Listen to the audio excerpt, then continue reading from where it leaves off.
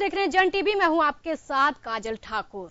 नारी के जज्बे को सलाम करते हुए देश भर में नारी की भूमिका को देखते हुए जन टीवी ने एक कार्यक्रम शुरू किया है नारी, जिसमें आज हम बात करेंगे राजनीति में महिलाओं की भूमिका को लेकर। क्या देश की आधी आबादी को आधा हिस्सा मिल रहा है? क्या नारी को देश की राजनीति में उसका हिस्सा मिल रहा है?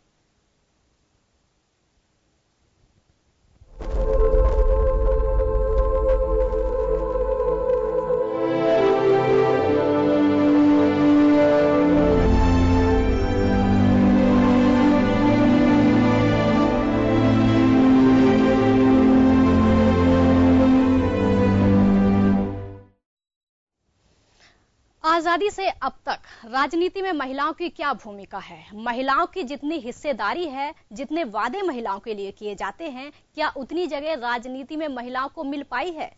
आज इसी मुद्दे पर चर्चा करेंगे। उससे पहले ये छोटी सी रिपोर्ट देखिए। राजनीति में महिलाओं की भूमिका हमेशा से ही रही है, चाहे आजादी के पहले हो या फिर आजादी के बाद। इतिहास से मौजूदा समय तक इंदिरा गांधी, सरोजिनी नायडू, सुषमा स्वराज, सोनिया गांधी जैसी तमाम खास शख्सियत राजनीतिक भूमिका में हैं, जिन्होंने पदभार संभालकर राजनीति में मिसाल कायम की। अगर बात की जाए राजनीति में महिलाओं की सक्रिय भूमिका की, तो आज तक महिलाएं पुरुषों के मुकाबले पीछे रहीं और यही वजह है कि महिलाओं को राजनीति में भी आरक्षण दिया गया। गौर करने वाली बात यह है कि राजनीति में महिलाओं की स्थिति आज भी वही है जो आजादी के समय थी।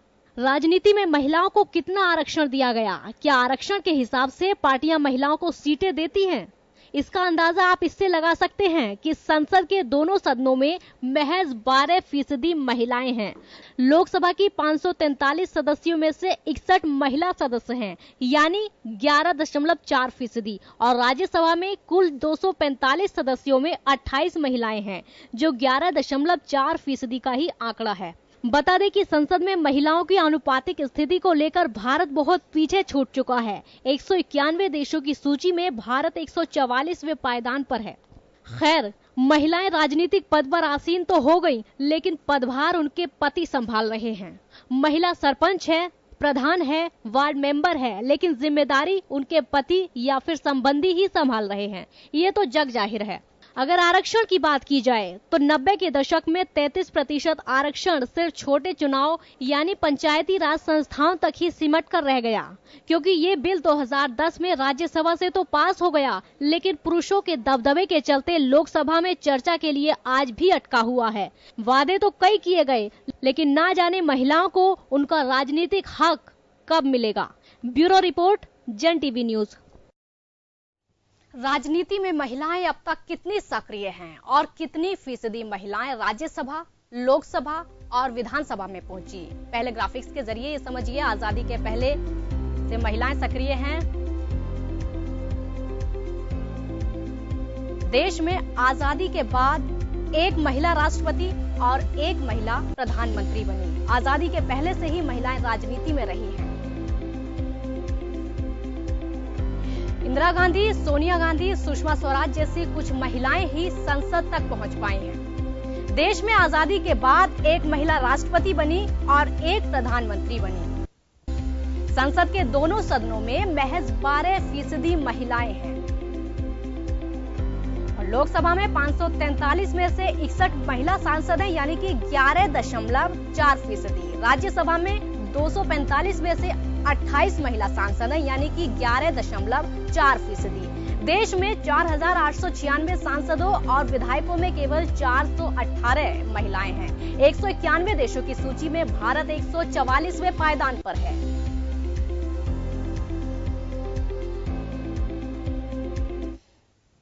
अब बात करते हैं महिलाओं को आरक्षण की। अब तक महिलाओं को कितना आरक्षण दिया गया और कब इसकी शुरुआत की गई? महिलाओं को आरक्षण दिया गया, आपको बता दें कि कैसे मिला। ये लंबे समय से आरक्षण को लेकर महिलाएं संघर्ष कर रही हैं और पिछले 21 सालों से अटका हुआ है 33% आरक्षण का बिल। 1996 में पूर्व प्रधानमंत्री एचडी देवगौड़ा सरकार ने पेश किया था इस बिल को और पुरुष सांसदों ने हंगामा करके बिल पास होने से रोक लिया। अटल बिहारी वाजपेयी सरकार ने दोबारा से इसी बिल को पेश किया, लेकिन तब भी बिल पास नहीं हो सका और वाजपेयी सरकार भी बिल पास कराने में असफल रही। 2010 में राज्यसभा से बिल को मंजूरी मिल गई। राज्यसभा से मंजूरी मिल गई, लेकिन लोकसभा में आज तक बिल पास नहीं हो पाया महिलाओं के 33% आरक्षण का। आरक्षण तो मिल गया, लेकिन क्या सभी चुनाव में यह आरक्षण लागू हुआ है या फिर कुछ ही चुनाव तक सिमट कर रह गया? आरक्षण तो दिया गया, लेकिन ये कुछ ही चुनाव तक सिमट कर रह गया। 33% आरक्षण पंचायती राज संस्थाओं तक ही सीमित रहा। पंचायती राज संस्थाओं में ही चल रहा है और सरपंच, प्रधान, वार्ड मेंबर और निकाय चुनाव में आंशिक आरक्षण इस समय चल रहा है, लेकिन पार्टियों का दावा सिर्फ ढकोसला है। राज्यसभा, लोकसभा और विधानसभा में आज तक 33% आरक्षण नहीं मिल पाया है। आरक्षण तो दिया गया है, लेकिन छोटे चुनाव तक ही वो सिमट कर रह गया है। अभी बड़े चुनाव में ये आरक्षण नहीं लागू हो पाया है। 33% आरक्षण पंचायती राज संस्थाओं तक ही सीमित है। सरपंच हो, प्रधान हो, वार्ड मेंबर हो और निकाय चुनाव, इन्हीं में आंशिक आरक्षण दिया गया है।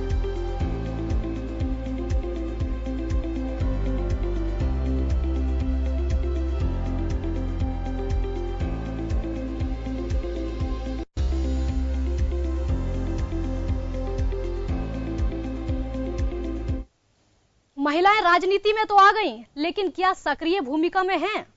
सदन में पुरुषों की बराबर महिला सांसद क्यों नहीं है?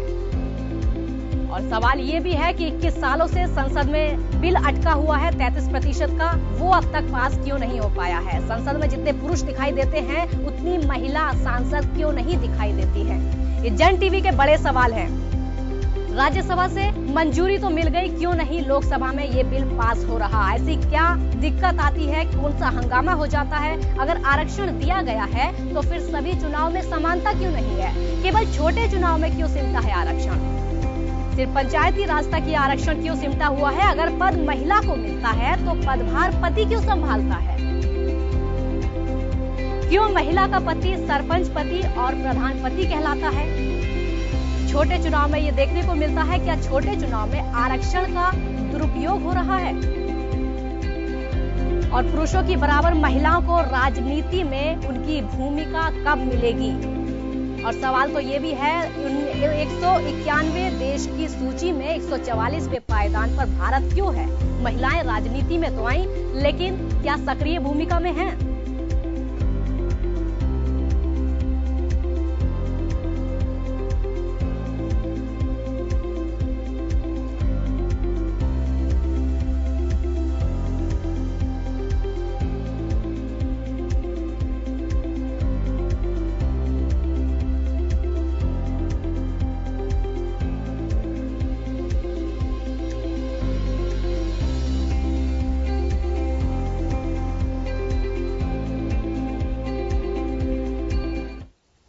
हमारे साथ चर्चा में शामिल होने के लिए कुछ खास मेहमान जुड़ गए हैं। हमारे साथ बीजेपी से शीलधा बाई जी हैं और कांग्रेस से ज्योति खंडेलवाल हैं, और वहीं आपको बता दें कि आम आदमी पार्टी से सरिता जैन हैं और वरिष्ठ पत्रकार अमृता मौर्य हैं और हमारे न्यूज कोऑर्डिनेटर योगेंद्र शर्मा हमारे साथ जुड़ गए हैं। आप सभी का बहुत बहुत स्वागत है। सबसे पहले मैं शीलधा बाई जी के पास आना चाहूंगी। मैम, मेरा सवाल ये है, मैं आपसे एक चीज समझना चाहूंगी कि आजादी से अब तक महिलाएं राजनीतिक भूमिका में हैं, राजनीति में रही हैं और कई पार्टियों का नेतृत्व भी कर रही हैं, चाहे वो ममता बनर्जी हो या सोनिया गांधी हो। अभी उन्होंने पदभार छोड़ा है, लंबे समय से कांग्रेस को लीड कर रही हैं या फिर बीएसपी को लीड कर रही हैं मायावती जी। कई महिलाएं राजनीति में हैं, लेकिन जितने दावे महिलाओं के लिए किए जाते हैं, जितना राजनीतिक हक महिलाओं को दिया जाता है, क्या उतनी तवज्जो महिलाओं को दी जा रही है राजनीति में? नहीं, देखिए, जिस तरह से हमारा जो भारतीय समाज रहा है, जो पुरुष प्रधान मानसिकता जिसमें रही है, तो ये मानसिकता इतनी ज्यादा हो चुकी है कि पुरुष ये कभी भी सहन करने की स्थिति में नहीं होता कि महिलाएं कोई बड़े फैसले लेने की हकदार बने। यही बात राजनीति में भी लागू होती है। जिस तरह से मैं एक और बात भी कहना चाहूंगी, जब संविधान बना था तो आर्थिक पिछड़ेपन, शैक्षिक पिछड़ेपन और सामाजिक पिछड़ेपन को दूर करने के लिए संविधान में एसटी, एससी, ओबीसी का वर्गीकरण किया गया था, उनको आरक्षित किया गया था। तो मैं समझती हूँ कि आजादी के बाद भी तुरंत जिस तरह की स्थिति इन वर्ग की थी, तो महिलाओं की स्थिति भी इससे कहीं कोई बेहतर नहीं थी। तो महिलाओं को उस समय ही आरक्षण दे दिया जाना चाहिए था, लेकिन नहीं हुआ। उसके बावजूद भी जब महिलाओं ने अपनी योग्यता दिखानी शुरू की, चाहे राजनीतिक क्षेत्र हो, चाहे सामाजिक हो या अन्य क्षेत्र हो, अपनी योग्यता उन्होंने साबित की। और तब महिलाओं की तरफ से भी ये बात आने लगी कि हमें रिजर्वेशन क्यों नहीं, क्योंकि बड़े बड़े फैसले हम क्यों नहीं ले सकते। जब ये मांग उठी तो 33% की मांग संविधान में संशोधन के 108वां संशोधन जो पार्लियामेंट में लाया गया 9 मार्च 2010 में, इसको राज्यसभा में पारित किया गया। इसके बाद में अभी ये लोकसभा में है और कई जो वर्ग है, कई जैसे पार्टी है, लालू जी की पार्टी है या मुलायम सिंह जी की पार्टी है, ये इसमें महिलाओं में भी वर्गीकरण करने के नाम पर ये बिल पास नहीं हो सका। लेकिन जो 33% जो नीचे निकायों में, निगमों में, पंचायतों में जो 33% जो आरक्षण है, उसमें महिलाओं ने अपनी योग्यता, अपनी दक्षता साबित कर दी है। आज सरपंच, कुछ समय पहले जब स्टार्ट में जब आरक्षण हुआ था तो ये बात आती थी कि महिलाएं घूंघट में निर्णय लेती है, उनके पति जो है वो फैसले करते हैं। लेकिन जैसे एक दो टर्न हुए तो महिलाएं सक्षम हो गई। आज वो सरपंच बनके बड़े बड़े फैसले भी ले रही हैं, यहां तक कि विदेश में भी रिप्रेजेंट कर रही हैं।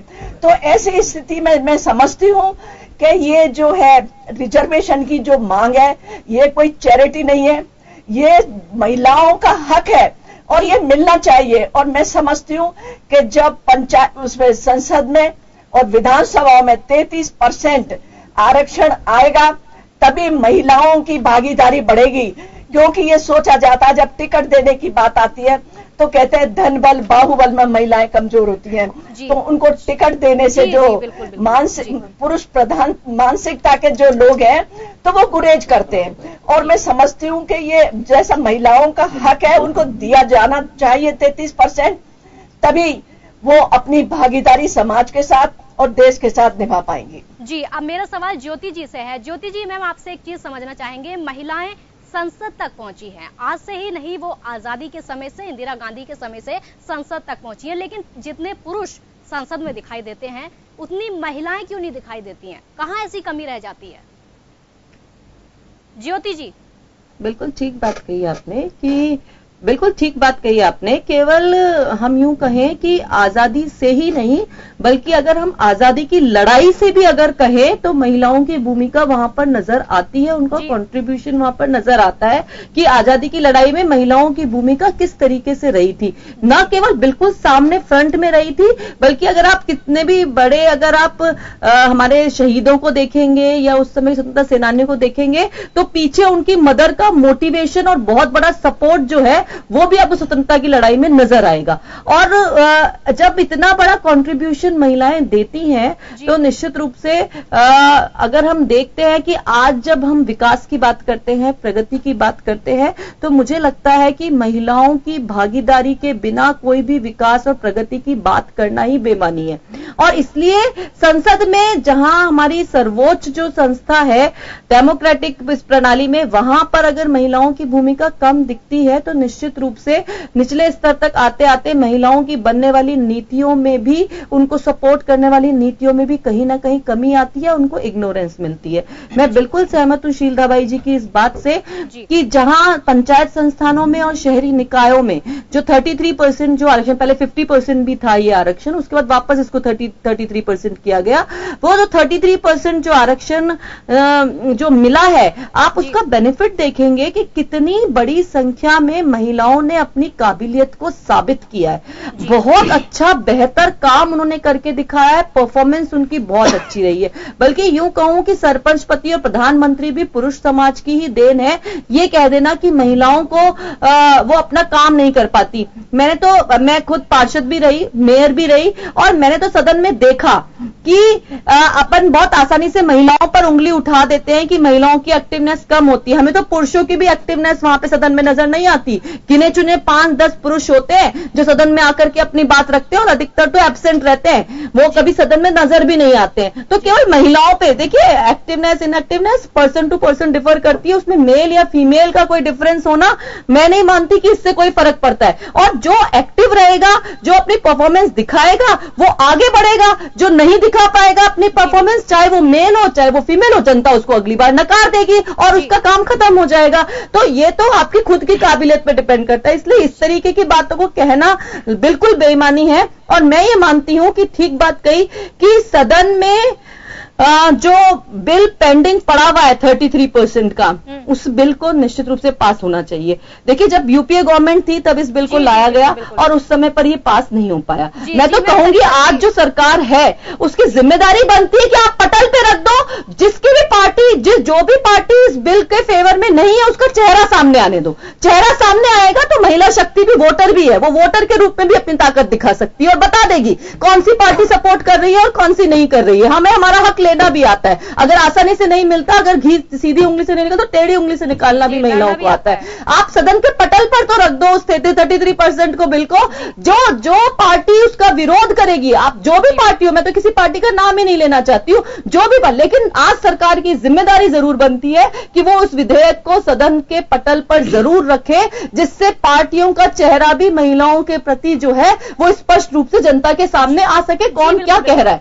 फिर उसके बाद जो होगा वो हम, अगर नहीं हो पाएगा तो भी महिलाएं आगे बढ़ के अपनी लड़ाई लड़ेंगी। लेकिन मेरा यह मानना है कि सदन में महिलाओं की उपस्थिति, महिलाओं की मौजूदगी बहुत जरूरी है, क्योंकि आज जो हम माहौल पूरे देश में देख रहे हैं महिलाओं के उत्पीड़न के लिए, जिस तरीके से कमेंट्स जनप्रतिनिधियों के निकल करके आते हैं, वो अगर वहां पे महिला प्रतिनिधियों की संख्या होगी और तो ये इस तरह के कमेंट्स और इस तरह के उत्पीड़न को इग्नोरेंस करना ये कतई बर्दाश्त नहीं किया जाएगा। और जहां तक काबिलियत की बात है, जी मैं सरिता जी से सवाल लेना चाहूंगी। जहां तक काबिलियत की बात है राजनीति में, वहां पर इंदिरा गांधी जी ने भी अपनी काबिलियत को साबित किया है, सोनिया गांधी जी ने भी अपनी काबिलियत को साबित किया है। जब जिसको मौका मिला है उसने साबित किया। मौका तो दीजिए। जी सरिता जी से मेरा सवाल सरिता जी से है। सरिता जी से, 21 सालों से, निश्चित रूप से जी 21 सालों से बिल लटका हुआ है, 33% का बिल 21 सालों से लटका हुआ है। ऐसी कहां कमी रह जाती है? वो राज्यसभा में पास हो चुका है,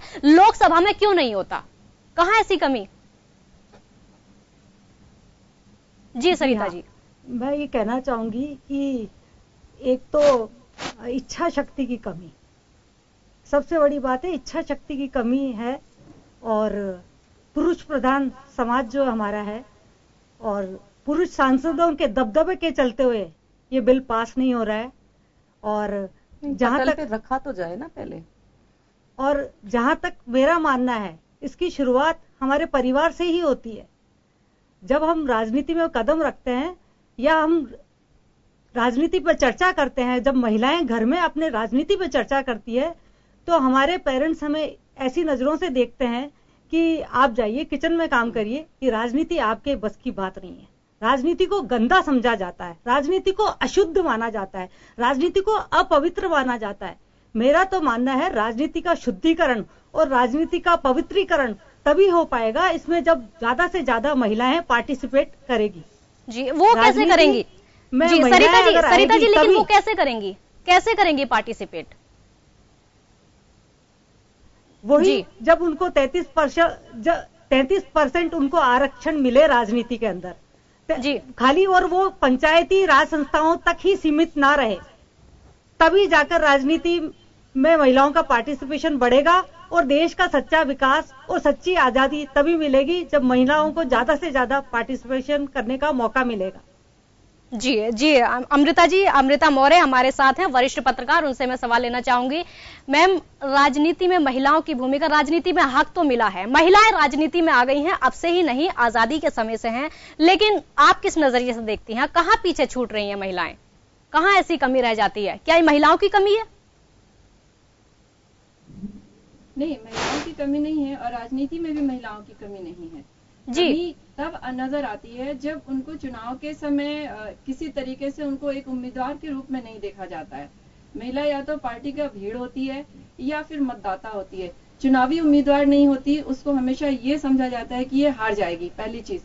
दूसरी चीज, इतना धन और इतना बल महिला के पास नहीं है, ये एक सच भी है, और ये इसी सच को लेकर पार्टियां उनको टिकट नहीं देती हैं। और वास्तव में अगर देखा जाए तो एक लोकतंत्र में इतने धन की जरूरत भी नहीं है और इस बल की जरूरत भी नहीं है।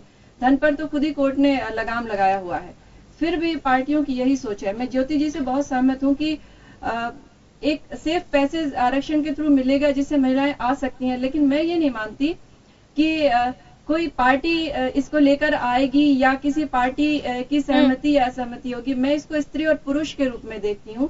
अगर पटल पर लोकसभा में अगर ये नहीं पास हो पा रहा है या नहीं लाया जा रहा है या जो विरोध है इसके प्रति, वो मुझे एक पुरुषवादी मानसिकता लगती है। उसके पीछे किसी पार्टी की सोच नहीं लगती।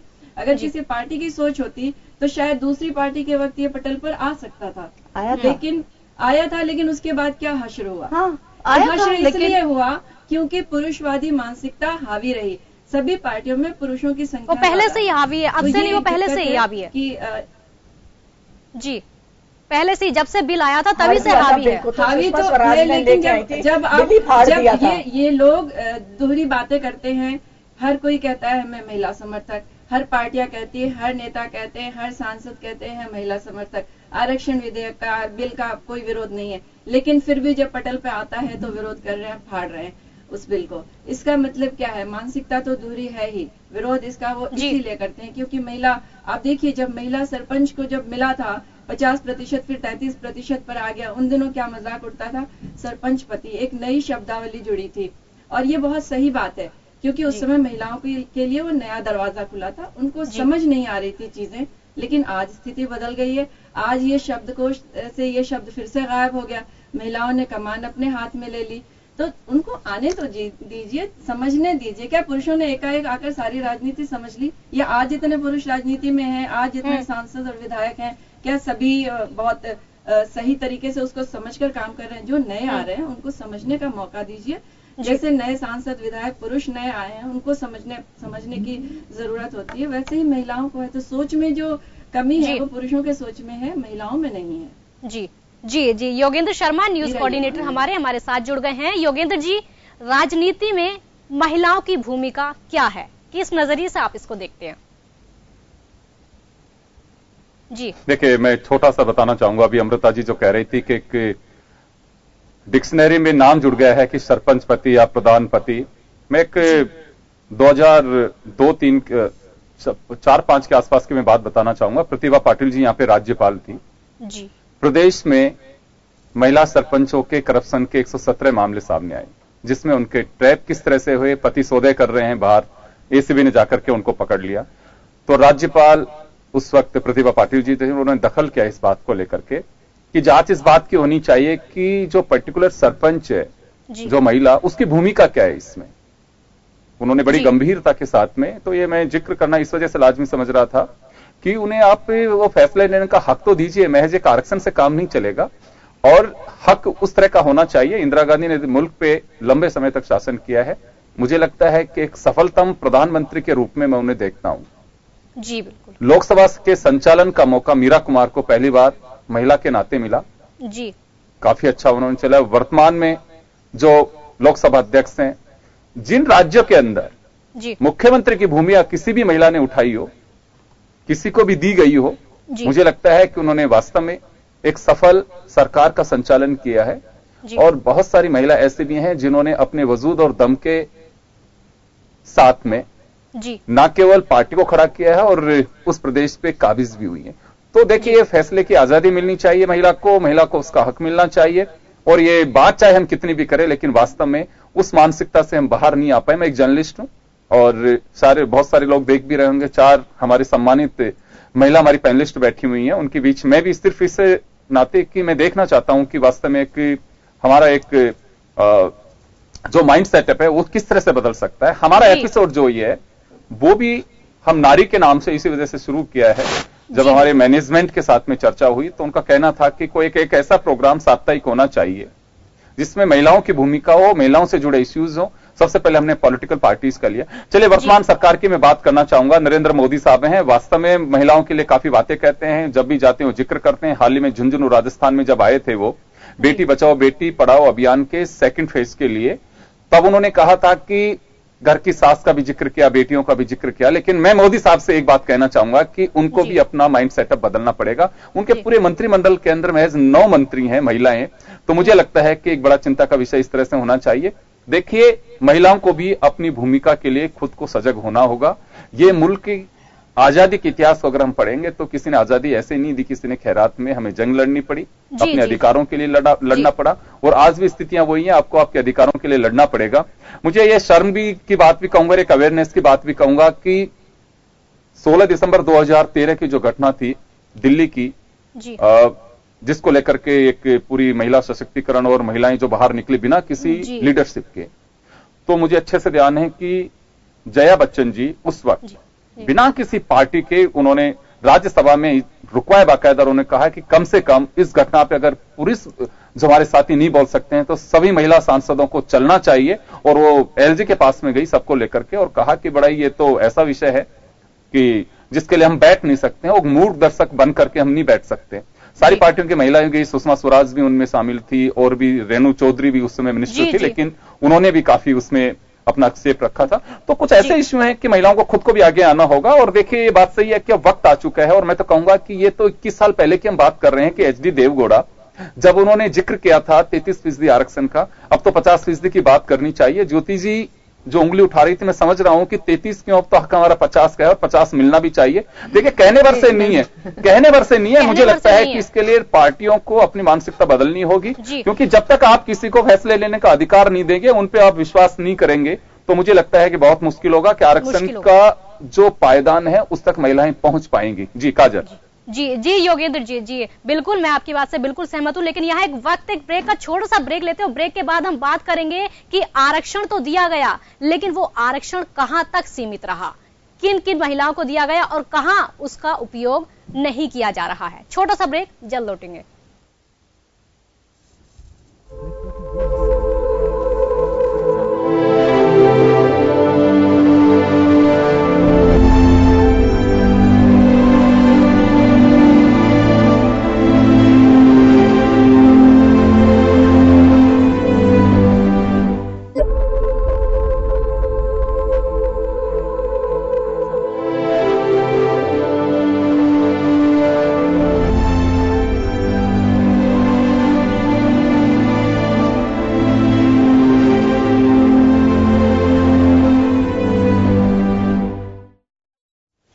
ब्रेक के बाद आपका स्वागत है और मेरा सवाल शीलदा बाई जी से है। मैम, बिहार में विधानसभा सीट 243 हैं, लेकिन महिला विधायक 34 हैं सिर्फ, जो कि 14%। और वहीं राजस्थान की बात करें तो 200 विधानसभा सीट है, लेकिन महिला विधायक 28 हैं, वो भी 14%।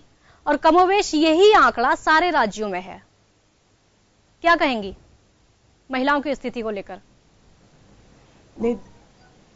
देखिए, महिलाओं की स्थिति बिल्कुल भी किसी भी हाल में सही नहीं कही जा सकती। जैसा कि मैंने पहले जिक्र किया था कि जब टिकट देने की बात आती है तो कहते हैं कि महिलाएं धन बल बाहुबल में कमी है, इसलिए उनको जीतना मुश्किल है, तो पुरुष को ही देने की मानसिकता रहती है कि टिकट पुरुष को दिया जाए ताकि ये सीट निकाल ली जाए। अगर हम पूरे वर्ल्ड की भी बात करें तो सभी आप देख लीजिए, किसी भी संस्थाओं में देख लीजिए, संसदों में देख लीजिए, 20% से ज्यादा नहीं है। हालांकि चीन, कोरिया, फ्रांस, उन्होंने 33% वहां की पार्टियों ने देना शुरू किया है। अगर मैं कहूं, अगर जब तक बिल पास होता है, वैसे तो हो ही जाना चाहिए, तब तक पार्टियों को भी चाहिए कि जो भी पार्टियां हैं 33% जो महिलाएं उनको टिकट निश्चित रूप से देखें। अभी अब नरेंद्र मोदी जी की सरकार की बात हो रही, प्रधानमंत्री जी की बात हो रही, उन्होंने एक दो बहुत ही महत्वपूर्ण रक्षा विभाग और विदेश विभाग महिलाओं के हाथ में सौंपे हैं। ये एक हमारे महिला समाज के लिए बहुत ही गर्व की बात है। साथ ही महिला विभाग भी मेनका गांधी जी को जो सौंपा है वो भी है। और जो मीडिया जिस तरह से आज जो चल रहा है, महिलाओं को जो कहना चाहिए, जो होर्डिंग्स हैं या जो एडवर्टाइज है, महिलाओं को जिस रूप में प्रस्तुत किया जाता है या चैनलों पर महिलाओं का जो चरित्र दिखाया जाता है, उन सब पर निगरानी रखने के लिए जो स्मृति ईरानी सूचना प्रसारण मंत्री उनके हाथ में दिया गया है, तो निश्चित तौर पर वो आप देखिए कि जो सुषमा स्वराज जी ने भी जो एक मानवीय भावनाओं के साथ में देश के लिए काम कर रही है, आप सीतारमण जी के लिए भी देख लीजिए, वो भी किस तरह से ठोस डिसीजंस ले रही है। मैम, आपने बड़े विभागों की बात मिलेगा तो बहुत मौके की आप बात नहीं की। ये जो सीतारमण जी को रक्षा विभाग दिया गया, बाकी स्मृति ईरानी जी को, लेकिन इनकी बात आपने की है। लेकिन पूरी कैबिनेट में जितने पुरुष है उतनी तो महिलाएं नहीं है, क्यों? नहीं, बिल्कुल होनी चाहिए। मैं यही बात कर रही हूं, बिल्कुल बराबर होनी चाहिए। कम से कम अब विदेशों में 20% तो है, मैं कम से कम 25 ही शुरुआत है, 25% होना चाहिए था। और मैं समझती हूं कि जो भारतीय जनता पार्टी का जो एजेंडा है उसमें ये बात भी प्राथमिकताओं से है कि हम 33% आरक्षण महिलाओं को देंगे। और हमें आशा भी है कि शायद निश्चित तौर पर सभी 33% आरक्षण मिलेगा। और अगर मौका मिला, आप फॉरेन की बात कर लीजिए, मार्गरेट थ्रेचर की बात कर लीजिए, उन्होंने जिस तरह से सरकार चलाई है, और अगर मौका मिलता है महिलाओं को तो वो हर क्षेत्र में, राजनीतिक क्षेत्र की बात नहीं, आप सेना में देख लीजिए आज कितनी जारी है, पुलिस में 33% महिलाओं को आरक्षण दिया है, ये भी एक नई शुरुआत है। राजनीति में 33% क्यों नहीं बिल पास हुआ? राजनीति में नहीं, बिल्कुल होना चाहिए। मैं भी यही बात कह रही हूँ, हमारे भारतीय जनता पार्टी के एजेंडा में है कि हम महिलाओं को 33% आरक्षण देंगे। और मुझे विश्वास है कि चुनाव आते आते उससे पहले ही शायद ये बिल पास हो जाए और महिलाओं को अपनी क्षमता दिखाने का मौका मिले। जी बिल्कुल काजल, मैं सबसे पहले तो कहना चाहूंगी कि जन टीवी ने एक बहुत अच्छी शुरुआत की है नारी का, और अलग अलग विषयों पर जिस तरीके से आप एक व्यूज ले रहे हैं, निश्चित रूप से इसका एक बहुत अच्छा इम्पैक्ट पड़ता है जब लोगों को इस बारे में चर्चा होती है। तो बहुत बहुत बधाई आपको इस कार्यक्रम के लिए। और जहां तक हम जो बात, मैं तो ये एक सजेशन भी आपको काजल जी देना चाहूंगी, यहाँ योगेंद्र जी तक भी अपनी बात पहुंचाना चाहूंगी कि आप जो पैनल में है उसमें पुरुषों को भी लाइए, कि बेसिकली मानसिकता तो पुरुषों की बदलनी है। हम तो जो सोच रहे हैं, जो कह रहे हैं, जो कर रहे हैं, वो महिलाओं की सोच है ही है, लेकिन मानसिकता पुरुषों की बदलनी है और उनकी मानसिकता खुल करके सामने आनी चाहिए। ये मीडिया भी बहुत बड़ा है, पुरुष भी देख रहे होंगे, निश्चय अपनी बात पहुंचेगी पूरे। नहीं, अपनी बात पहुंचना नहीं, पुरुषों की मानसिकता और उनकी इसमें क्या चर्चा है और उनकी किस तरीके से चर्चा बिल्कुल लेकर आएंगे, सामने आती है। अच्छी बात है, अगर अच्छी सोच है तो वो सामने आती है, मेरा ये कहना है। जहां तक बात कहूंगी कि अभी शील दवाई जी ने यह भी कहा कि राजनीति में स्थिति अच्छी नहीं है, पार्टी कोई भी हो, और फिर उन्होंने बड़ी बड़ी बातें भी कर दी। मैं यूं कहूंगी केवल प्रधानमंत्री बन जाने से महिलाओं की स्थिति नहीं सुधरती है। हमने राजस्थान में केवल मुख्यमंत्री बन जाने से महिलाओं की स्थिति नहीं सुधरती। ज्योति जी, आप ये कहते हैं कि बहुत अच्छे विभाग महिला मुख्यमंत्रियों को दे दीजिए, उससे स्थिति नहीं सुधरती है। स्थिति सुधरती है जब निचले स्तर तक आकर के महिलाओं को अपनी भागीदारी निभाने का मौका मिले, और उसके लिए जरूरी है कि सदन में, लोकसभा में उस बिल को पास किया जाए, और उसके लिए सरकार की जिम्मेदारी है। आप बोल जरूर रहे हैं कि 33% का ये बिल चुनावी हमारा एक एजेंडा है और हम लेकर के आएंगे, तो मैं ये कहना चाहती हूँ आज तक आप इस बारे में कोई पहल भी होती हुई नजर नहीं आ रही है। फिर आप केवल चुनावों के समय पर लेकर के आकर के अगर कोई करना चाहते हैं तो ये आपका एक अलग तरह का एजेंडा हो सकता है, लेकिन बात यह है कि आए तो सही। ज्योति जी, इनसे पहले लेकिन उसका भी समय जा रहा है, सबसे बड़ी बात है उसका भी समय जा रहा है। जी, बीजेपी से पहले कांग्रेस, हाँ बिल्कुल, कांग्रेस की जब गवर्नमेंट थी, यूपीए गवर्नमेंट ने उस बिल को सदन के पटल में रखा है। सबसे पहले तो अटल बिहारी वाजपेयी के रखा है, लेकिन तो फिर क्या हुआ? तो आपने वहाँ कांग्रेस ने विरोध नहीं किया है, क्यों नहीं बनाया? हाँ, कांग्रेस हमने तो बिल लेकर के आए, तो सबको मिला बिल्कुल लेकर के आए। आज आप 4 साल से उस बिल को प्रेजेंट नहीं कर रहे, आप 4 साल रखा है बिल, सदन में रखा है कि दूसरी पार्टियों में सहमति नहीं थी, मतलब सहमति नहीं थी। आपने क्या सहमति? एक मिनट शील दवाई जी, जब आप बोल रही थी तब मैंने कुछ नहीं कहा, आपने बड़ी बड़ी बातें कह दी। जैसे आरक्षण महिलाओं के लिए नहीं कर रही है। लेकिन बात ये नहीं, बात ये कि आज की सरकार क्या जिम्मेदारी निभा रही है, सदन में उसको लेकर के नहीं आ रही है, और फिर आप कह रहे हो कि हम महिलाओं के हितों की बात कर रहे हैं। आप लेकर के आइए सदन में, मैंने पहले भी कहा सदन में लेकर के आइए। आपको लग रहा है जो पार्टी सहमत नहीं है वो उस पार्टी का चेहरा सामने आएगा अपने आप, और क्यों नहीं पता चलता है उससे, उस जनता के सामने जब हर पार्टी को जाना होता है। और महिला अगर 50% वोटर है तो महिलाओं की बात भी सुननी पड़ेगी, कोई भी पार्टी हो चाहे, बिल्कुल ठीक बात है। तो इसलिए उस बिल को सदन में लाना तो जिम्मेदारी है ही है, लाना ही चाहिए। आप बिना उसके महिलाओं के हितैषी होने पे अपने आप को सही साबित नहीं कर सकते। जहां तक लेकिन दूसरी बात यह भी है कि ये बात मैं शीलदा बाई जी की इस बात से पूरी तरीके से सहमत हूं कि अगर सदन में नहीं होता तो पार्टियों को अपने लेवल पर टिकट देने के लिए आरक्षण की व्यवस्था आप अपनी अपनी पार्टी के लेवल पे कर सकते हैं। आपने भी एक और आंकड़ा दिया था काजल जी कि केवल 14% विधायक है। आप उसी आंकड़े को थोड़ा सा और संशोधित कीजिएगा कि कितने महिलाओं को टिकट दिए गए हैं, उनमें से कितनी जीत करके आई है। आपको वो आंकड़ा बहुत ऊंचा और बहुत अच्छा मिलेगा कि महिलाओं को अगर टिकट दिया गया तो उनका जीत का परसेंटेज कितना अच्छा था। तो ये एक बहुत बड़ा मेरे ख्याल से आकलन है जी। लेकिन भरोसा तो जनता का है ना, उम्मीदवार चाहे आपने जितने खड़े कर दिए, लेकिन जनता का भी भरोसा है। जनता कितने वोट महिलाओं को देती, कितना सक्षम महिलाओं को समझती है, ये जनता पर भी डिपेंड करता है।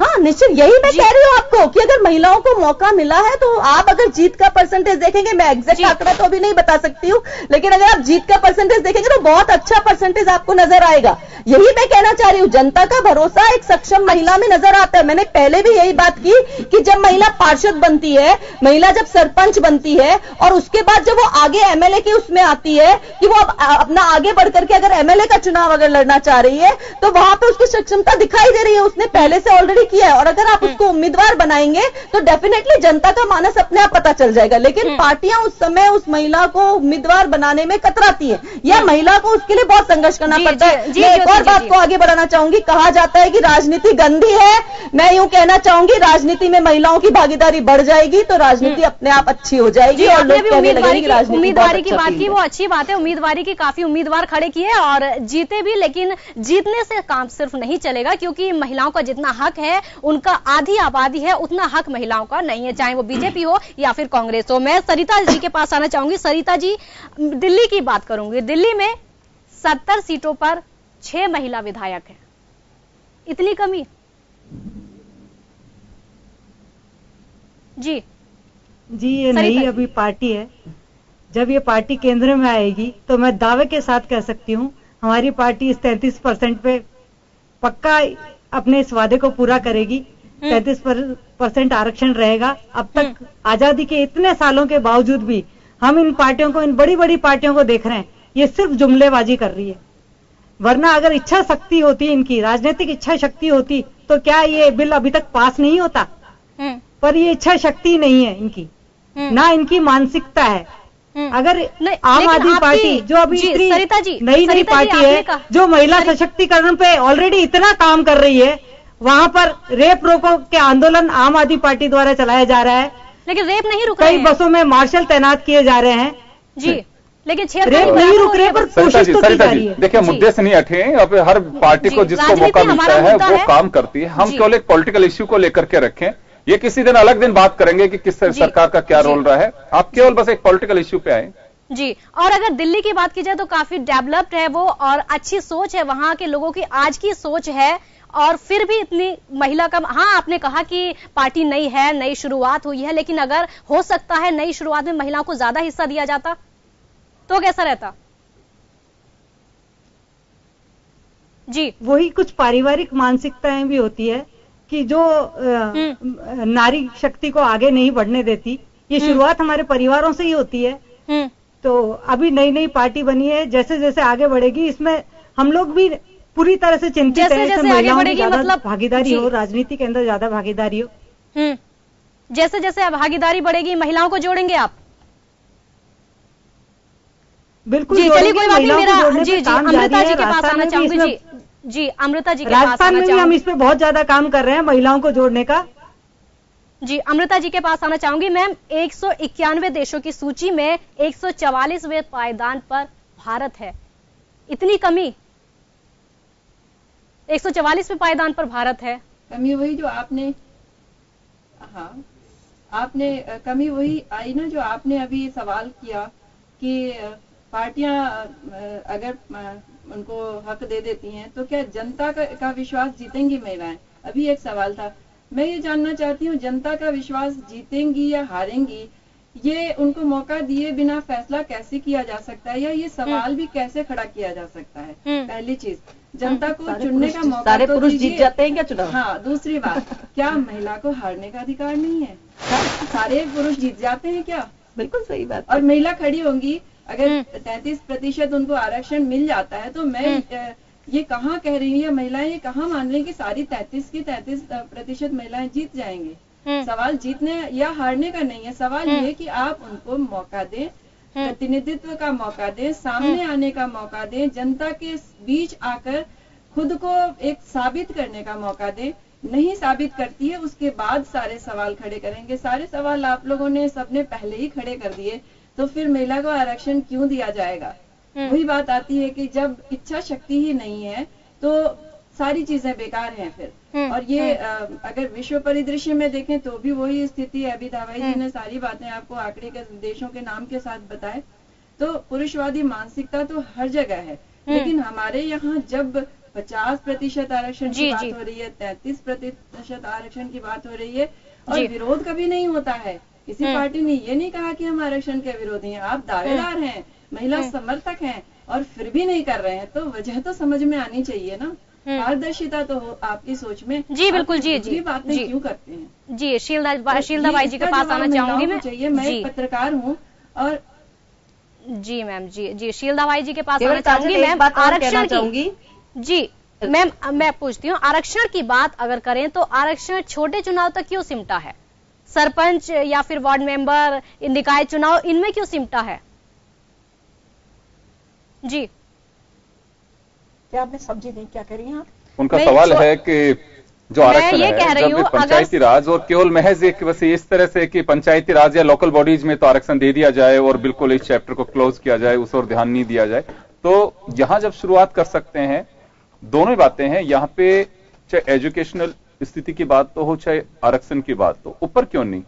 देखिए मुझे लगता है वही पुरुष मानसिकता वाली बात आती है। जब विधायिका की बात आती है तो वो वहां पर विधानसभा में बैठ के बड़े बड़े निर्णय लेने की बात आती है, या संसद की बात आती है, तो वो देश को चलाने की बात आती है, ठोस नीतियां बनाने की बात आती है। तो कहीं ना कहीं उनके मन में ये है कि ये बड़े बड़े निर्णय जो है महिला लेने में अक्षम है। और मैं कहती हूँ कि जब उनको ये जिम्मेदारी मिलेगी तो वो किसी भी जैसे कैसे गांधी की बात अक्षम है, मैं तो इसको भी नहीं मानसिकता मानती। इंदिरा गांधी जी ने लिया और सक्षमता है, एक एक करके एक बातों में वो ये प्रधानमंत्री कहाँ से सही दिखाया। एक और बात कहना चाहती हूँ, जब 2003 में विधानसभा के चुनाव हुए थे, माननीय वसुंधरा राजे जी जब मुख्यमंत्री बनी थी, यहाँ पर प्रदेश अध्यक्ष बन के आई थी, उन्होंने 33 महिलाओं को टिकट दिया था। उसमें से बहुत सारी जीत कर भी आई थी। उसके बाद में भी जब कम संख्या में थोड़े कम टिकट दिए तो उसमें और भी ज्यादा संख्या में जीत के आई। तो मैं समझती हूँ कि अगर 33% ही क्यों, अगर ज्यादा परसेंट भी देते हैं तो इसमें बुराई कहां पर है? महिलाओं को सशक्त करने के लिए, और जब तक राजनीतिक रूप से महिलाएं सशक्त नहीं होंगी, मैं समझती हूँ कि सारी बातें बेमानी है। देश की एक हम जो नारा देते हैं, बार बार कहते हैं कि हमें देश को आगे लेके जाना है, हमें अपनी सोच बड़ी रखनी है, हमें अपना विजन बड़ा रखना है, हमें जी पंचायत नहीं। काजल जी मैं बात कहना चाहती हूँ, आप बार बार बात उठ रही है अक्षमता की, उनकी एजुकेशन को लेकर के, या अक्षमता की उनकी एजुकेशन को लेकर के। मैं राजस्थान के उदाहरण से शुरू करती हूँ। राजस्थान का शहर जयपुर जो उसकी राजधानी है, यहाँ पर तो एजुकेशन भी है, महिलाएं बहुत आगे बढ़ी हुई भी है, अपनी सक्षमता को हर जगह जगह फील्ड पे साबित भी कर रही है। फिर भी शील दवाई जी भी यहीं बैठी हुई है, मैं भी यहीं बैठी हुई हूँ, मैं कोई पार्टी के हिसाब से बात नहीं कर रही। आप खुद देखेंगे पिछले चुनावों में क्या जयपुर शहर से भी एक भी महिला को टिकट दिया गया? हम चलो रूरल एरिया में जाते हैं, वहां पे बोलते हैं कि नहीं कर रही है, लेकिन क्या एक जयपुर शहर से भी आपको एक काबिल महिला नहीं मिली? तो इसलिए काबिलियत तो मुझे लगता ही नहीं है, मुझे काबिलियत की बात नहीं लगती, मुझे तो ये सिर्फ और सिर्फ सोच की बात लगती है। काबिलियत सामने नहीं आनी चाहिए, पार्टी हो महिलाओं के बारे जी, काबिलियत सामने नहीं आनी चाहिए। और 33% की जहां तक बात है 33% की, तो पंचायती राज में, पंचायती संस्थाओं में दिया गया है 33%, लेकिन उसका भी उपयोग सही तरीके से नहीं हो रहा है। वो भी पति संभालने जिम्मेदारी, अगर पत्नी सरपंच है तो पति जिम्मेदारी संभालना है, अगर पत्नी प्रधान है तो पति जिम्मेदारी। नहीं, मैं बिल्कुल सहमत नहीं हूँ आपकी बात से काजल जी, बिल्कुल सहमत नहीं। बहुत अच्छा काम कर रही है, आज परिस्थितियां बदल चुकी है। नहीं देखिए, जो 33% जो शुरू के कैबिनेट में रहा, लेकिन अब सरकार ने नियम बना दिया है कि जब भी एक मिनट जब भी कोई डिसीजन होगा, जब भी कोई कार्यवाही होगी तो उनके पति या परिवारजन को एंट्री नहीं दी जाती है।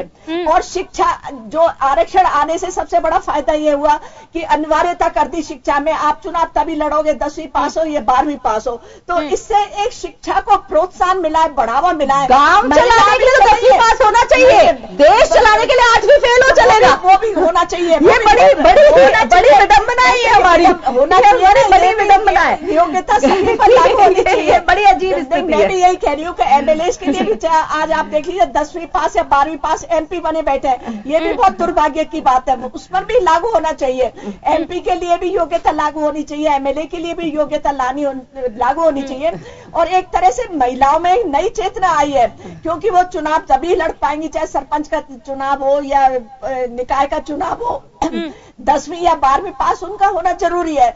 और जब अगर विधानसभाओं में और पार्लियामेंट में भी शिक्षा की अनिवार्यता लागू हो जाएगी तो मैं समझती हूँ कि शिक्षा में एक नई क्रांति आ सकती है, एक राजनीति में नई क्रांति आ सकती है, राजनीति में स्वच्छता आ सकती है। ना तो शिक्षा लागू हो रही है वहाँ पे और ना महिलाओं की एंट्री लागू हो रही है, तो फिर आप सोच देखिए कि सोच कैसी है। ना तो शिक्षित लोग पहुंचे विधानसभा में और संसद में, और ना महिलाएं पहुंचे विधानसभा और संसद में, तो आप दोनों ही तरफ स्थिति देखेंगे तो आपको सोच परिलक्षित होगी। मतलब ना शिक्षित पहुंचे ना महिला पहुंचे, वो गांव चलाए शहर चलाए वहां तक ठीक है। शीलदा बाई जी के कहने का मतलब है कि एजुकेटेड होगी, वो पढ़ाई की होगी, उसने 10वीं पास होगी या फिर 12वीं पास होगी तो वो राजनीति में भी आगे बढ़ेगी, तो क्या उस समय आधा हक मिलेगा महिला को अगर पढ़ी लिखी ठीक से होगी तो? नहीं, मिलना चाहिए, वही तो हम बात कर रहे हैं बार बार के रिजर्वेशन 33% यहाँ हो रहा था विधानसभा में और पार्लियामेंट में भी होना चाहिए। जी बिल्कुल, मैं तो नहीं मानती कि ये कनेक्शन है कि शिक्षित होगी तो मिलेगा, ये तो कोई कनेक्शन है। आज शहर, मैंने आपको एग्जांपल दिया, जयपुर शहर है, शहर में तो शिक्षित महिलाएं भी है, आपको राजनीति में सक्रिय महिलाएं भी दिखेंगी, पार्टी के लिए अच्छी भूमिका संगठन में निभाती हुई भी दिखेंगी। फिर भी जब टिकट की उम्मीदवारी की बात आएगी तब महिलाओं की संख्या आपको 0 नजर आएगी। तो आप जब ऐसी स्थिति देखेंगे तो इसमें मेरे को लगता ही नहीं कि शिक्षित, और मुझे तो लगता है कि इसका सिर्फ और सिर्फ एक ही तरीका है कि आप उसको सदन के पटल पर उस बिल को रख दें और सच्चाई दूध का दूध और पानी का पानी होने दें।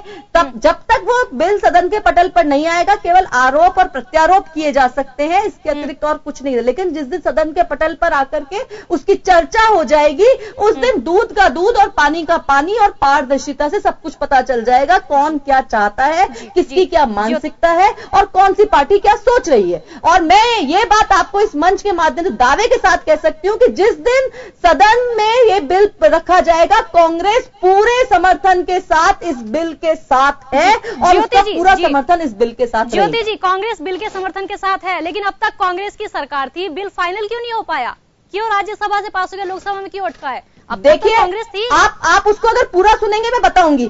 सदन में रखा गया, राज्यसभा में भी आया, वहां से पास हुआ, सदन में रखा गया और उस समय जो पार्टियां थी उन्होंने इसमें सहमति नहीं बनाई। अब जिन पार्टी ने सहमति नहीं बनाई, आपके गठबंधन के लोग थे जो सहमति बनाए, आप जो आप कांग्रेस की बात कर रहे हैं, यूपीए की बात नहीं कर रहे, मैं भी कांग्रेस की बात कर रही हूँ, मैं भी कांग्रेस की बात कर रही हूँ। नहीं, वो कांग्रेस की बात कर रहे हैं और कांग्रेस हमारे पहले भी समर्थन में थी, आज भी समर्थन में थी। कांग्रेस की ही ये इच्छा शक्ति थी कि उसने उस बिल को सदन के पटल पर रखा, लेकिन तब बीजेपी की क्या भूमिका थी? तब आप वो अगर कांग्रेस और बीजेपी देखिए अगर बीजेपी तैयार होती तो मेरा ये मानना है कि सरकार के पहले साल में इस बिल को रखा जाना चाहिए था। अगर बीजेपी की इच्छा शक्ति थी तो पहला साल सरकार का महिलाओं के नाम होना चाहिए था और उसमें उस बिल को सदन में रखा जाना चाहिए था। लेकिन देर आए दुरुस्त आए, आज भी रख दीजिए, कोई आपत्ति नहीं। आज भी अगर आप रखेंगे तो कांग्रेस बिल्कुल पूरी तरीके से इस बिल के साथ है, ये बात मैं आपको पूरे दावे और निश्चितता के साथ कह सकती हूँ।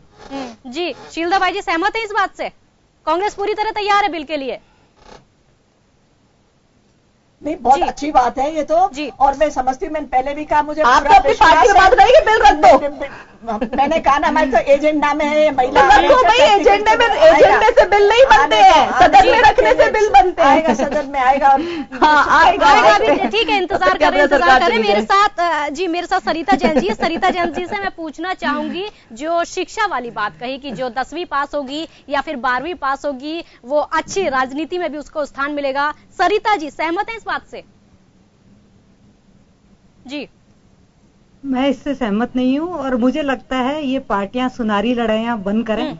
ये पूरा देश देख रहा है, पब्लिक देख रही है, जनता अब इस इंतजार में है कि वुमेन एम्पावरमेंट हो और उनको 33% उनको रोल मिले राजनीति के अंदर। पुरुष नहीं चला रहे क्या देश? ऑफिसर ये लोग चुनावी लड़ाइयां बंद करें, अपनी इच्छा शक्ति बढ़ाए। नहीं चला रहे क्या देश? सरिता जी को बोले, वो नहीं चला रहे क्या? क्यों जी? आप 8वीं फेल MLA नहीं चला रहे देश, बिल्कुल चला रहा है। एक करके योगेंद्र जी।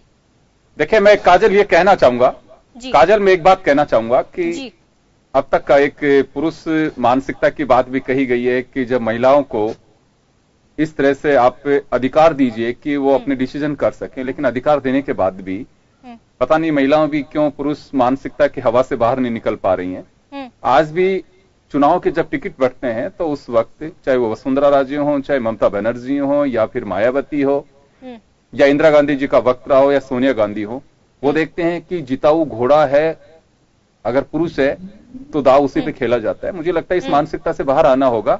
चुनाव इंदिरा गांधी भी हारी हैं, अटल बिहारी वाजपेयी भी हारे हैं, प्रतिभा पाटिल भी चुनाव हारी हैं, सुषमा स्वराज ने भी चुनाव हारा है, वसुंधरा राजे भी चुनाव हारी हैं। ऐसा कोई नहीं है कि जीत और हार का जब बात हम कर रहे थे अभी कि ये केवल अधिकार पुरुषों को क्यों, महिलाओं को क्यों नहीं है। देखिए, ये एक भरोसा करना होगा और हमारे यहाँ पे मानसिकता के साथ साथ एक भरोसे की कमी है।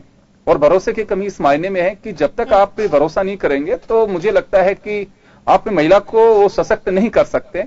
और मैं तो ये कहना चाहूंगा कि देखिए, 33% आरक्षण की बात कर रहे हैं, पार्लियामेंट में या स्टेट असेंबलीज में हम बात कर रहे हैं, कम से कम राजनीतिक दलों को 33% अपनी कार्यकारिणी में, अपनी पार्टी के उस फेस में तो दिखा दीजिए कि 33% महिलाएं कार्यकारिणी में भी है, एग्जीक्यूटिव मेंबरशिप में भी है। हम कहीं पे भी अगर अग्रिम संगठनों में भी ले रहे हैं तो इतनी महिलाएं सामने, ये तो मुझे लगता है इसमें कोई बाधा नहीं होनी चाहिए। लेकिन आज भी कोई पार्टी, बीजेपी ने जिक्र किया था शीलदाबाई जी, लेकिन 33% अभी भी नहीं है। आप काउंट करके देख सकती हैं, क्योंकि मैं पूरे दावे और एक्सरसाइज के साथ में बात कह रहा हूं कि जब तक आप बाहर नहीं निकलेंगी, वसुंधरा जी हैं मुख्यमंत्री हैं, कितनी महिलाओं को उन्होंने बना रखा है। जी शीलदाबाई जी से। ममता बनर्जी कितनी महिलाओं को उन्होंने मंत्री बनाए।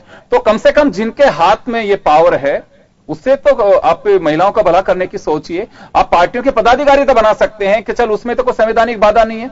दोनों ही पार्टियां जो है जी देश में, बीजेपी और कांग्रेस, जी बिल्कुल, वो दोनों ने उस ओर ध्यान नहीं दिया। तो मुझे लगता है कि इस ओर ध्यान देने की आवश्यकता है। जी एक सवाल शीलदाबाई जी से लेना चाहूंगी। शीलदाबाई जी, जो मानसिकता वाली बात कही आपने, पुरुषों की मानसिकता वाली कि सोच नहीं बदली है, उनकी मानसिकता ऐसी है, महिलाओं को जगह नहीं दी जाती है, लेकिन काजल, अमृता जी कुछ कह रही हैं। जी अमृता जी एक छोटा सा कमेंट। मेरा ये सवाल है कि इसको, हाँ जी हाँ, मैं ये सोच रही थी कि जब शिक्षा की बात हो रही है, अभी ये सवाल उठ रहा था कि क्या शिक्षा से राजनीति में वो उनकी स्थिति बेहतर हो जाएगी या वो चुनाव जीत जाएंगी। मैं इससे सहमत नहीं हूँ। शिक्षा देखिए क्यों है, शिक्षा की महत्ता इसलिए है ताकि उसकी जानकारी का दायरा बढ़े, ज्ञान बढ़े, समझ बढ़े, चीजों के नए नियम, नए कानून कायदे जो कुछ भी हैं उसको वो पढ़ सके, समझ सके खुद अपने आप से, उसको किसी की बैसाखी का सहारा नहीं लेना पड़े।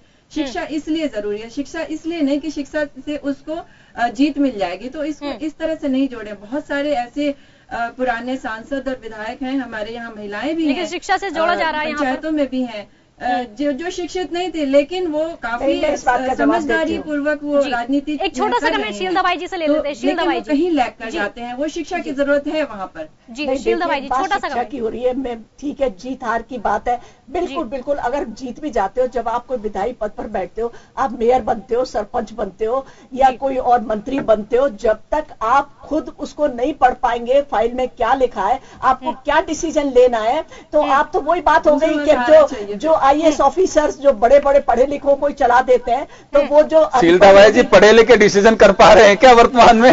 नहीं तो क्यों नहीं कर पा रहे? महिलाओं की बात हो रही है, क्यों नहीं? ये ज्योति जी रही है, मैं भी रही हूँ। मैं महिलाओं की नहीं कर रहा हूं, मैं तो ये कह रहा हूं कि आपने कहा कि वो फाइल पढ़ पाएंगे। वर्तमान हालात तो ये हो गए कि जो पढ़े लिखे पुरुष हैं वो भी क्या डिसीजन कर पा रहे हैं क्या फाइल्स पे? आप देखें स्थितियां, आए दिन कहते हैं मुझे अधिकारी नहीं समझ पा रहा है, मैं फाइल नहीं समझ पा रहा हूं, मुझे अधिकारी नहीं गांठ रहे। तो मुझे लगता है कि ये सारी चीजें देखिए, बात विश्वास और फ्रीडम की है, चाहे महिला हो चाहे पुरुष हो। डेमोक्रेटिक सिस्टम में आपको भरोसा करना होगा और महिलाओं को 33% आरक्षण भी देने से कोई काम नहीं चलेगा जब तक आप उन पर भरोसा नहीं करेंगे। लेकिन फिर भी जब स्ट्रेंथ होती है, देने में तो आपकी मैं ज्योति जी वही जा रहा हूं, लेकिन स्ट्रेंथ आपकी होती है तो उसके बाद में आपके पास में एक पावर होती है। जब चेहरे दिखते हैं कि मेरे पास में ये बहन भी बैठी है, वो बैठी है, तो एक कॉन्फिडेंस जो लेवल है वो अलग ही होगा। जी जी जी जी, आप सभी मेहमानों को बहुत बहुत धन्यवाद, क्योंकि वक्त की जी जी जी जी अमृता जी, वक्त की कमी है मेरे पास। आप सभी मेहमानों का बहुत बहुत शुक्रिया। पूछना चाहती हूँ जो बहुत जरूरी है। जी जी जी, क्या सवाल पूछना चाह रही हैं आप? मैं ये जानना चाहती हूँ कि क्या अगर आरक्षण नहीं मिलेगा तो किसी संविधान में ये उल्लेखित है कि बिना आरक्षण के 33% महिलाओं को टिकट या स्थान पदाधिकारी पद का नहीं मिलेगा? जब आधी आबादी महिलाओं की तो आधा मिलना चाहिए, तो जी बिल्कुल मिलना चाहिए। तो बिना बिल पास हुए बिना आरक्षण के दिए जा सकते, इसमें बहस कैसे? इच्छा शक्ति की बात है मेरे ख्याल में। अगर देना चाहें तो राजनीतिक दलों में कोई बाध्यता नहीं है, टिकट भी दे सकते हैं, पदाधिकारी भी बना सकते हैं। संविधान में कहीं मना थोड़ी किया है कि बिना आरक्षण के आप उन पर विश्वास न करें। जी जी जी जी अमृता जी, जी आप सभी मेहमानों का बहुत बहुत शुक्रिया हमारे साथ जुड़ने के लिए। तो जी जी जी मैम, तो लगातार महिलाएं राजनीति में बढ़ रही हैं, राजनीति में सक्रिय भी हैं, उनको पद मिले हैं कई सारे, लेकिन फिर भी महिलाएं पीछे छूट रही हैं। राजनीतिक पार्टियों का कहना है कि कहीं एजुकेशन की कमी है, लेकिन कुछ का कहना है, कांग्रेस का कहना है कि हम सहमत हैं, बीजेपी बिल लेकर आए, राज्यसभा से हमने पास करा दिया, बीजेपी लोकसभा में बिल लेकर आए, हम पास कराएंगे। लेकिन सभी दलीलें यहां पर रखी गई, फिर भी यह फाइनल नहीं हो पाया कि क्यों वहां पर महिलाओं की कमी भी बताई जा रही है और पुरुषों की मानसिकता की कमी भी बताई जा रही है। आज की चर्चा में बस इतना ही। देखते रहिए जन टीवी। नमस्कार।